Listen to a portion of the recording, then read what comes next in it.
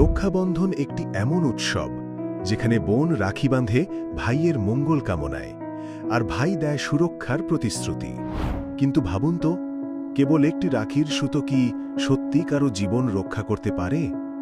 যদি রাখি বেঁধেই রক্ষা সম্ভব হতো, তাহলে কেউ দুর্ঘটনায় মারা যেত না, কেউ শহীদ হতো না। তাহলে কেন অনেক বোনকেই ভাইয়ের লাশ দেখতে হয়? পবিত্র গীতা অধ্যায় 16 শ্লোক 23 অনুযায়ী শাস্ত্রবিরুদ্ধ কোনো উৎসব বা সাধনায় কল্যাণ হয় না। গীতা বেদে রক্ষাবন্ধনের কোনো উল্লেখ নেই। সন্ত রামপালজি মহারাজ স্পষ্টভাবে জানান, প্রকৃত রক্ষাকর্তা একমাত্র পূর্ণ পরমেশ্বর কবীর সাহেব। ঋগ্বেদ মণ্ডল 9 সূক্ত 20 মন্ত্র 1-এ বলা হয়েছে যে ওই পরমাত্মা কবীর দেব অর্থাৎ কবীর পরমেশ্বর। তিনি অবিনাশী এবং সকলের রক্ষক, উনিই সকলকে রক্ষা করেন।